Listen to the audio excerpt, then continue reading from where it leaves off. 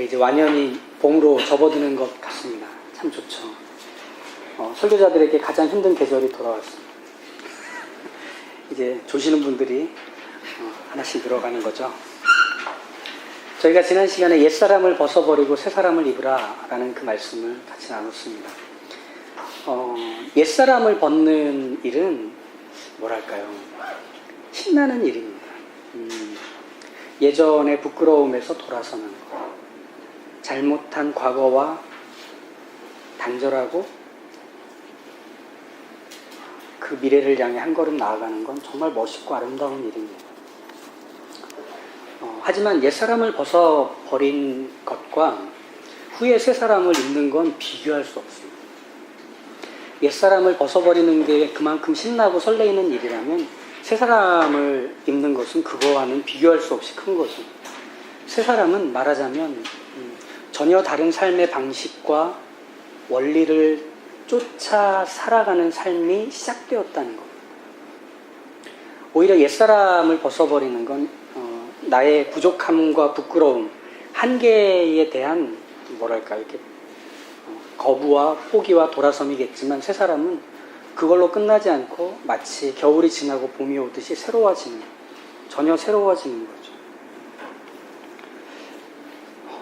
제가 지금 말씀드린 다른 방식과 원리로 삶을 살아간다라고 하는 건 이 24절에 나와 있는 대로 새 사람에 담겨 있는 이 새 사람에 대한 중요한 하나님이 채워 넣으신 것들로 소개되는 의와 진리의 거룩함, 이겁니다. 우리가 새 사람이 되었다는 건 바로 의와 진리의 거룩함으로 지은 새 사람을 입은 것과 같다는 거죠. 여기서 의와 진리의 거룩함이라고 이제 표현이 좀 막연한데 이렇게 이해하시면 좋으실 거예요. 진리의 의로움과 진리의 거룩함이다. 즉 참된 의로움과 참된 거룩함으로 지음을 받은 새 사람인 겁니다. 의로움이란 이런 겁니다. 야, 그거 맞아 라고 할 때 누구도 이의를 제기할 수 없는 옳음과 정당함이 의로움입니다. 거룩함이라는 것은 하나님께 있는 탁월함과 순결함을 지켜가시는 하나님의 타협 없는 엄중함, 그리고 열렬한 의지. 말하자면 이런 거예요. 내가 너를 내 자녀 삼았다라고 하는 것은 하나님께서 자녀 삼으신 자를 하나님의 자녀답게 만들어가는 일에 하나님이 열심이시다 하는 뜻입니다. 그리고 자녀답게 만드는 일에 하나님은 포기가 없다. 나는 네가 나처럼 거룩한 자리에 있기를 원한다. 이거죠. 그래서 의로움과 거룩함은 하나님께 속한 속성들입니다. 이게 사람에게 보여지지 않는 거예요. 절대적인 것이라 그런 거죠. 근데 이것을 하나님이 새 사람으로 우리에게 입혀주실 때 의로움과 거룩함을 넣었다고 합니다. 그래서 원래 입던 옷을 수선해서 입었다는 뜻이 아니라 전혀 다른 옷을 입어서 우리는 이제 하나님을 닮아 살아가게 되는 인생이 되는 거예요. 잘못된 것들을 반성하고 돌아서는 걸로 끝난 게 아니라 하나님을 닮아 살아가는 인생으로 새롭게 시작을 하게 된 게 이 새 사람을 입는 겁니다. 그리고 그건 이제 돌아설 수 없습니다. 이제 우리는 앞으로만 갈 뿐입니다. 그럼 이제 새 사람으로 어떻게 살아가느냐라고 하는 것을 이제 25절부터 저희가 함께 보도록 할 텐데요. 오늘은 그 권면에 대한 그 실천적이고 구체적인 적용을 하는 법을 조금 같이 나누려고 합니다. 왜 이것들을 오늘 좀 나누고 그 다음 구절들을 보려고 하느냐면요. 성경에서 말하고 있는 권면들은 우리가 이미 알고 있는 경험, 그리고 이해하고 있는 바들을 보충하는 게 아니기 때문입니다. 겸손, 온유, 사랑이라는 건 내가 알고 있는 것들을 성경에서 보충받아서 그걸 완성짓는 게 아니라 새로운 겸손, 새로운 온유, 새로운 진실함, 이런 것들이 우리의 삶에서 이제 일어나기 때문입니다. 그래서 오늘 첫 번째 저희가 보게 되는 권면은 이렇게 시작을 해요. 그런즉 거짓을 버리고 각각 그 이웃과 더불어 참된 것을 말하라. 이는 우리가 서로 지체가 됨이라. 말에 대한 권면으로 시작을 합니다. 25절은 그렇게 말에 대한 권면을 하죠. 29절도 말에 대한 얘기가 나옵니다. 근데 약간 양상이 좀 다릅니다. 오늘 25절에 대한 얘기를 먼저 하려고 하는데요. 말의 이해를 우리가 좀 같이 공유하고 시작을 해볼까요? 말이라는 것은 내 안에 있는 것들을 내놓는 일종의 도구입니다. 내가 가지고 있는 생각, 내가 쌓아온 경험, 그리고 내가 알고 있는 바를 내 말을 통해서 그 도구를 가지고 내놓는 겁니다. 그렇죠? 예수님께서 이 말에 대한 원리를 그렇게 설명을 해주십니다. 바리새인들과 서기관들이 예수님의 제자들에 대해 타박하는 장면이 나옵니다. 음식을 먹을 때 손을 씻지 않고 음식을 집어먹었기 때문이죠. 이것에 대해서 예수님께서 하신 말씀은 이거였죠. 입으로 들어가는 것이 사람을 더럽게 하는 게 아니라 입에서 나오는 그것이 사람을 더럽게 한다. 이게 말에 대한 원리입니다. 먹는 것이 더러운 게 아니고 여기서 나오는 게 더러운 거다. 네 안에 있는 게 더러움이라면 나오는 건 더러움밖에 없다. 근데 이 더러움이 어떤 것을 말하는 걸까요? 그 사람이 갖추지 못한 인격, 그리고 성숙하지 못한 미숙함들을 더러움이라고 말하는 걸까요? 아니에요. 나 자신을 그 사람에게 몰아세우는 게 더러움이에요. 우리가 보통 말을 한다는 건 상대를 두고 그 상대에게 나란 사람을 증명하는 방식으로 말하는 경우가 대부분입니다. 그렇지 않습니까? 그래서 뭐 옛날 우리 할아버지들 항상 이렇게 막걸리 한잔 하시고 나면 꼭 하시는 얘기가 내가 말이야. 모든 얘기가 내가 말이야로 가는. 그러니까 거기에는 듣는 사람이 들어갈 여지가 없습니다. 내가 말이야. 고종 때부터 말이야. 뭐 이러면서 이제 얘기를 하지 않습니다.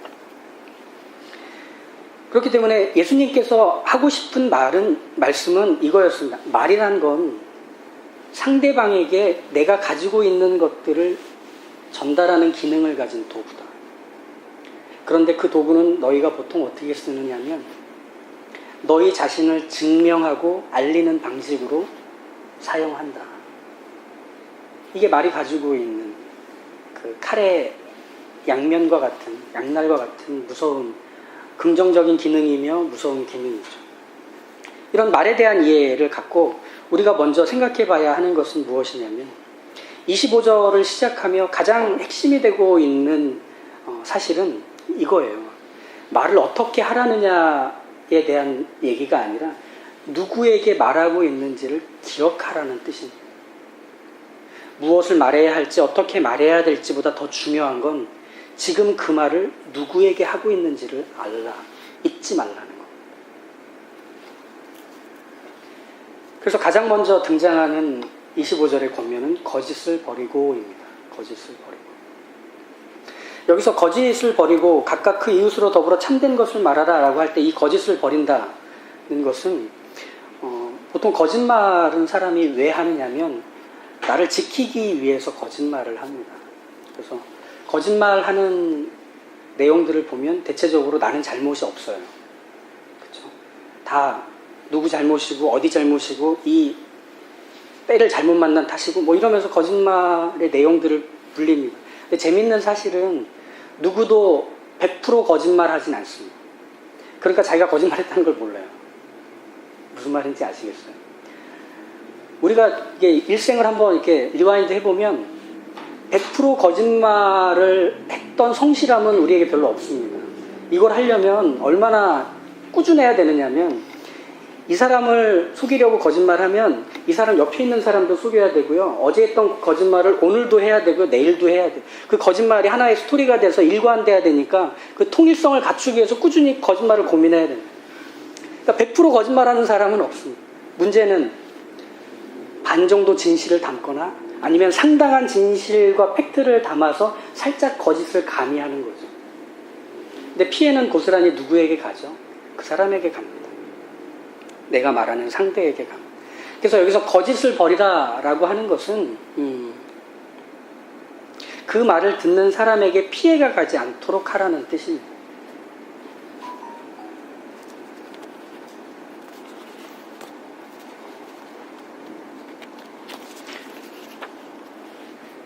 근데 이제 여기서 우리가 생각해 봐야 하는 점이 하나 등장을 해요. 거짓말 안 하면 정직한 사람일까요? 거짓말 안 하면 진실한 말을 하는 사람일까요? 경험상으로 그거 아닌 거 알지 않습니까? 거짓말 안 했는데 더 힘든 사람들이 있습니다. 야, 나는 체질적으로 거짓말을 못해. 이런 사람들의 말을 기억해 보십시오. 완전 뼈를 부러뜨리는 말들을 합니다. 난 거짓말을 못하겠다 하면서 이렇게 자기가 꺼내놓는 얘기들을 가만히 들어보면 차라리 거짓말을 하지. 차라리 공갈을 쳐서라도 마음이 편했으면 좋겠는데 전혀 그 말이 듣는 사람에게 즐겁지도 않고 편하지도 않게 합니다. 거짓말의 반대는 정직일 수 없는 이유가 그겁니다. 거짓말을 버리면 거기서 정직과 진실함이 차오르는 게 아닙니다. 여전히 거짓말이라는 그것만 안 할 뿐이지 내 안에서 나를 증명하고 알리고 내 이익을 위해서 하려는 말의 의도들은 바뀐 게 하나도 없다는 거예요. 여기서 거짓말을 버리라는 건 너에게 익숙했던 것들에 대한 내던짐일 뿐입니다. 이거 이상 아닙니다. 그래서 거짓말은 보통 어디와 연관이 되느냐 하면 성품과 연관이 됩니다. 성품이 좋아지면 거짓말이 줄어들기 시작합니다. 근데 우리가 함께 보는 것은 성품에 대한 얘기보다 더 갑니다. 신혼 때 아내와 이렇게 약속을 했던 적이 있습니다. 정말 그러진 않겠지만 만에 하나 우리가 싸우게 된다면 신혼 때 다 겪는 망상 아닙니까? 그러진 않겠지만 만에 하나 싸우게 된다면 우리 서로 존댓말 쓰기로 하자 이렇게 했습니다.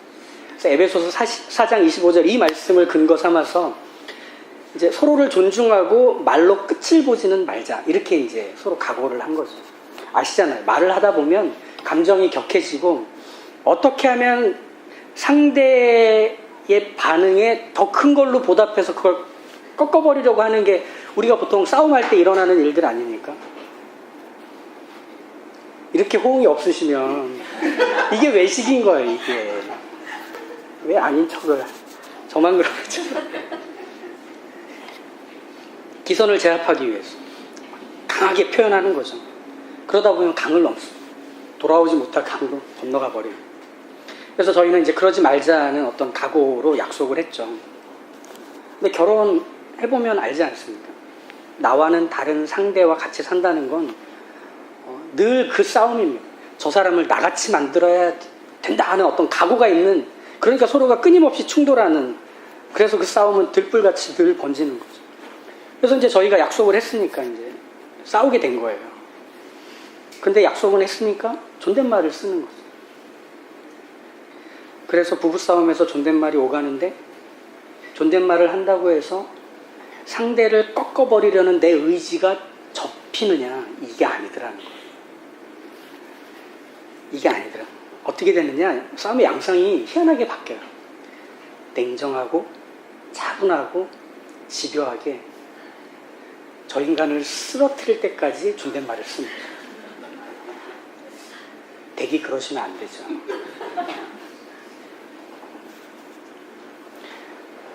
내 속에 있는 상대를 무릎 꿇리려는 의도를 바꾸지 않으면 장미꽃으로라도 상대방을 때려 죽일 수 있는 게 사람의 악함입니다.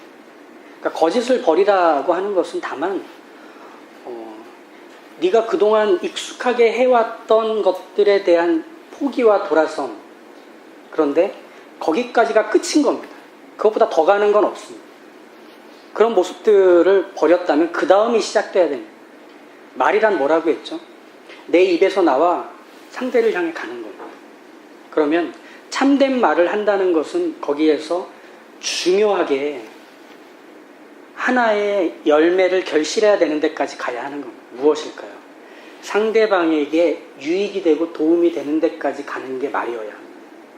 상대방에게 유익이 되고 도움이 되는 데까지 가는 것.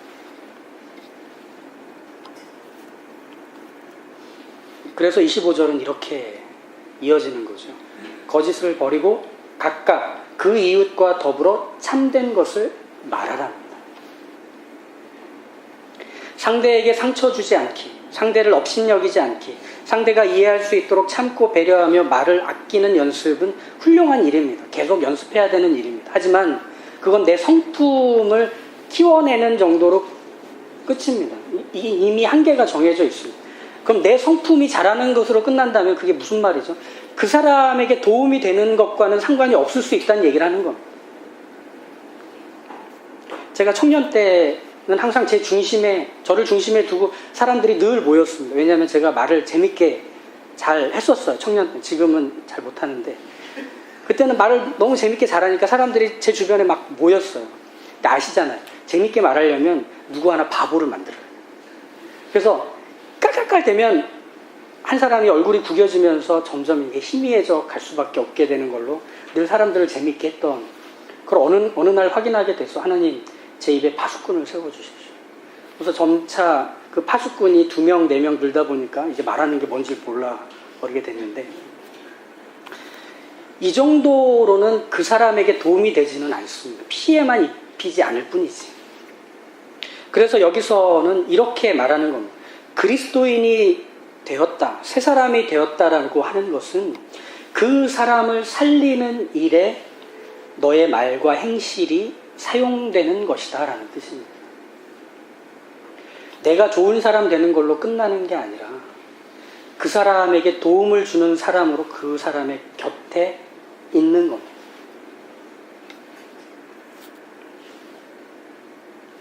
사장 25절은 스가랴 8장 16절과 17절의 말씀을 끌어오고 있습니다. 스가랴 8장 16절과 17절은 이렇게 돼요. 너희가 행할 일은 이러하니라. 너희는 이웃과 더불어 진리를 말하며 너희 성문에서 진실하고 화평한 재판을 베풀고 마음에 서로 해하기를 도모하지 말며 거짓 맹세를 좋아하지 말라. 이 모든 일은 내가 미워하는 것이니라. 여호와의 말이니라. 이 말씀을 가지고 이 4장 25절을 바울이 권면하고 있는데, 스가랴 8장은 이런 내용이에요. 하나님이 이스라엘에게 돌아오신 후에 이제 일어나게 될 회복에 대한 얘기들을 하십니다. 그런데 독특한 점은 하나님이 이스라엘에게 말씀하고 계시다는 겁니다. 오셔서 일하신 게 아니라 오셔서 말씀하신다는 거예요. 너희 이렇게 해라 라고 얘기하십니다. 그 중에 이 말에 대한 얘기가 들어갑니다. 그래서 하나님의 명령에 순종하여 따르는 일들을 통해서 이제 이스라엘은 회복이 일어납니다. 그러면 우리가 하는 말은 누군가에게 도움을 주고 누군가를 살리는 말이 된다고 할 때 그 말은 바로 이것이어야 합니다. 하나님을 그들에게 소개하는 말이어야 합니다. 내가 가지고 있는 어떤 성품의 정도와 신앙의 크기와 지식과 경험의 양을 가지고 누군가를 살릴 수 있다는 그런 모든 기대들은 사실 거짓을 버리는 것에서 끝납니다. 그 다음은 무엇이어야 되느냐? 그 사람을 살리기 위한 하나님의 열심을 그 사람에게 흘려보내는 일을 하는 것. 그게 내 말이어야 합니다. 우리 이런 연습은 잘 안 하는 거죠. 거짓말을 안 하면 참된 말을 할 거라 생각하지만 그렇지 않습니다. 우리의 말은 각각 그 이웃과 더불어 하는 말이어야 됩니다. 내 곁에 있는 이가 도움을 받을 대상이라는 걸 염두하며 하나님을 그 사람에게 흘려보내는 일에 우리의 말이 쓰여져야 한다는 겁니다. 왜? 내 이웃이니까. 여기서 말하는 이웃은 예수님이 정의하신 이웃과 같은 겁니다. 강도를 만나서 거반 죽게 된 사람을 도와준 사람은 사마리아인입니다. 예수님이 말씀하시죠. 서기관에게 묻습니다. 그러면 이 비유에서 그 죽게 된 사람의 이웃은 누구인가? 자비를 베푼 자니이다. 우리는 그렇게 부름을 받아서 우리의 곁에 있는 사람들의 이웃이 되는 겁니다. 그들을 돕는 사람, 내가 할 수 있는 재능과 자원과 경험들로 아니, 하나님이 그를 도울 수 있다는 확신과 하나님 자신을 그에게 주어야만 그가 살 수 있다는 내 믿음으로 그에게 하나님을 증거하고 소개하는 일을 하는 게 참된 말을 그 이웃과 더불어 하는 일. 그때 우리는 한 하나님 안에서 서로가 지체가 됨을 확인합니다. 아, 너도 하나님 필요하고 나도 하나님 필요해. 우린 하나님으로만 충분해질 수밖에 없는 인생이 된 거야. 내 말이 그걸 소개해 주어야만 한다는 거. 그러니 참되고 진실한 말을 하려는 게 나를 증명하고 설명하기 위해서라면 차라리 말을 하지 않는 게 낫습니다. 오히려 침묵하며 잠잠히 기다리는 게, 때를 기다리는 게 낫습니다. 각각 그 이웃으로 더불어 이것을 염두하는 우리의 말은 그 사람에게 도움이 될 만한 것들을 고민하게 하고 그 사람의 필요를 채우기 위한 우리의 생각의 지평을 넓혀가서 결국은 하나님이 아니면 안 되는구나에까지 이르도록 해줄 것이기 때문에. 그래서 연습하십시오. 그 사람을 먼저 생각하고 말하는 연습을 시작해 보십시오. 그리고 말을 하며 하나님을 의식하는 연습을 시작해 보십시오. 이게 쉽지는 않으실 겁니다. 거짓을 버리는 건 쉽습니다. 그런데 참된 말을 하는 건 상당한 연습이 필요합니다. 그래서 내가 하는 말을 통하여 내 이웃의 삶과 신앙에 유익이 점차 증진되어 간다면 우리가 서로가 지체됨을 끊임없이 확인하고 우리가 서로에게 필요한 존재라는 것을 잊지 않게 될 겁니다. 기억해 보십시오. 사람은 옳은 말을 듣기 위해서 찾아가 듣지 않습니다. 도움을 받으려고 찾아가 듣습니다. 근데 나란 사람을 증명하기 위해서 말을 잘잘잘 쏟아낸다면 그 사람의 목마름과 핍절함을 누가 해결해 주겠어요? 하나님을 알고 있는 우리가 그걸 해결해 줄 수 있습니다. 그 일에 우리는 참여하도록 부름받은 거죠. 그러니 말하는 것들을 연습해 보십시오. 거짓을 버리는 것과 그에게 필요한 말을 해주는 것, 하나님을 의식하며 그 말을 하는 것 말이죠. 여기서 실명을 거론하진 않겠지만 전학을 한 지 얼마 안 된 제 딸 반에, 제 딸은 실명을 말하지 못하겠습니다. 한 친구가 저희 딸에게 이제 이렇게 와서 얘기했답니다. 너네 집 부자야? 옷 되게 이쁘다. 이렇게 얘기했대요. 옷 되게 비싸 보인다. 이렇게 얘기했대요. 그러니까 걔는 저희 딸내미 옷이 예쁘다는 표현은 이제 애니까 철없이 한 거예요. 그러면 이제 듣는 입장에서 어떻게 해야 될까? 여러분이면 어떻게 하시겠어요? 그래, 샀다. 이거 리미티드다. 뭐 이렇게 할 겁니까? 딸이 너네 집 부자야? 이 옷 비싸 보인다. 이거에 대해서 이렇게 말했답니다. 딱 좋아. 이렇게. 전혀 생각 못한 답이죠. 딱 좋아. 그러니까 그걸 알아보는 네 안목도 좋고 내 옷도 이쁘고 하나님이 이 옷 엄마 아빠 통해서 선물해 줬으니까 우리 다 좋아. 딱 좋아. 딱 좋아. 우리가 말하는 것들이 그렇게 서로를 만족시키는 말들로 연습해져 가야 한다는 겁니다. 우리가 세상 앞에 해주어야 되는 말은 말하자면 그런 거죠. 웃음을 주기 위해 웃음거리로 전락시키는 말, 나를 가볍게 보지 못하도록 누군가를 끄집어내리고 나를 세우는 말. 우린 거기서 사람이 살지 않는다는 걸 압니다. 같이 살아가는 게 뭔지를 우리 말로 시작해 볼 수 있습니다. 딱 좋아. 이런 거 있어요. 딱 좋아. 너도 좋고 나도 좋고 다 좋네. 이런 거 말이죠. 우리는 예수님을 통해 그걸 배웠습니다. 예수님은 옳고 그름이 분명하셔서 다른 사람을 깔아뭉개는 분이라고 배우지 않았어요. 잘못하고 악하게 행동하는 사람들, 심사가 고약한 사람들을 향해 수군거리며 험담하는 분으로도 배우지 않았어요. 말을 하면 할수록 사람들이 하나둘씩 떨어져 나가고 대화를 하면 할수록 부담만 커져가는 매력 없는 분으로도 배우지 않았어요. 우리는 예수님을 그렇게 배우지 않았어요. 딸이 들어왔네요. 우리는 예수님을 어떻게 배웠느냐? 말씀이 육신이 되어 죄인 가운데 오셔서 하나님의 뜻과 하나님의 마음을 알려주는 분으로 배웠습니다. 우리가 예수님을 그렇게 배웠습니다. 그러니 이제 우리가 해야 되는 일은 그거. 거짓을 버리고 내 이웃과 더불어 참된 말을 하여 그를 살려 하나님께 그를 붙여내는 사람. 하나님의 마음과 뜻을 그 인생으로 채우는 사람이 내 말이 되어야 한다는 것. 우리 그거 할 수 있습니다. 옛사람을 벗어버리고 새사람을 입었기 때문이죠. 이제 이렇게 말하는 것으로 이제 여러분의 말을 들으려고 찾아오는 사람들이 하나씩 늘어갈 때 거기서는 새로운 생태계가 세워질 겁니다.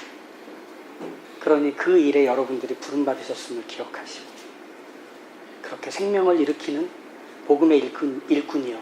그리고 하나님이 누구신지를 소개하는 이 땅에서의 나팔이 되시는 주의 복된 자녀들 다 되시기를 축복합니다. 기도하겠습니다.